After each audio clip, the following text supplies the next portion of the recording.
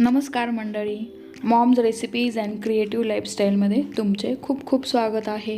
थंडीमध्ये सगळ्यांनाच तिखट, चमचमीत आणि रसदार असं गरमागरम खाऊ वाटतं। तर चला तर मग आज आपण बटाट्याची ही झटपट बनणारी अशी रस्सा भाजी बनवूया।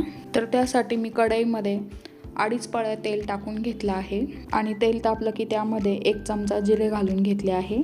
जिरे तडतडले की त्यामध्ये 2 मध्यम आकाराचे बारीक चिरलेले कांदे घालून घेऊया आणि कांदा हा आपण 2 मिनिटे परतून घेऊया। तर हे बघा कांदा परतला आहे। आता यामध्ये मी कढीपत्त्याची पाने घालून घेत आहे। तर या भाजीसाठी एक वाटण तयार करून घेऊया। तर इथे मी 5 ते 6 लसूण पाकळ्या घेतल्या आहे, एक छोटासा अद्रकचा तुकडा आणि खोबरेचे बारीक अशा चकत्या करून घेतल्या आहे आणि मूठभर कोथिंबीर। तर याचं हे कोरडंच असं मिक्सरमध्ये वाटण करून घेऊया आणि हे वाटण आपण परतायला टाकून घेऊया आता यामध्ये। आणि खोबऱ्याला तेल सुटेपर्यंत आपल्याला गॅसच्या मीडियम फ्लेमवरती हे परतून घ्यायचं आहे। हे बघा असं तेल सुटलं आहे। आता यामध्ये अर्धा छोटा चमचा हळद घालून घेऊया, 2 छोटे चमचे धणा पावडर घालून घेऊया, गरम मसाला घालूया 1 छोटा चमचा, लाल तिखट घालूया 1 छोटा चमचा, हे तिखटवाला लाल तिखट आहे। आता कलरवाला आपल्याला लाल तिखट घालून घ्यायचा आहे 1 चमचा। त्यानंतर इथे मी कांदा लसूण मसाला घेत आहे 1 चमचा आणि हिंग घालूया पाव छोटा चमचा। व इथे मी संपूर्ण भाजीला लागणारं जेवढं मीठ आहे तेवढं सगळं टाकून घेत आहे। आणि आता हे सगळे सुके मसाले आपण एकजीव करून घेऊया। सगळे सुके मसाले हे एकजीव झाले आहे। आता यामध्ये 2 मध्यम आकाराचे बारीक चिरलेले टोमॅटो घालून घेऊया व हे सुद्धा एकजीव करून घेऊया आणि झाकण ठेवून आपण हे टोमॅटो गळेपर्यंत शिजवून घेऊया। याला छान तेलही सुटते। 2 ते 3 मिनिट झाले आहे।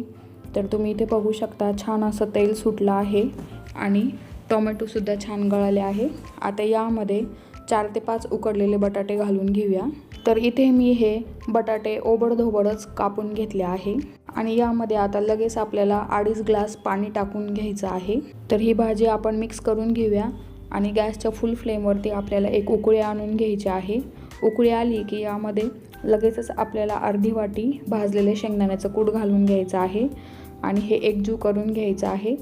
आणि गॅसची आपल्याला फ्लेम ही लो करायची आहे आणि 10 मिनिटे छान याला उकळी येऊ द्यायची आहे। आणि उकळी आल्यानंतर यामध्ये मी अर्धा चमचा कसुरी मेथी घातली आहे व कोथिंबीर घालून घेऊया। तर तयार आहे आपली ही चमचमीत अशी उकडलेल्या बटाट्याची भाजी।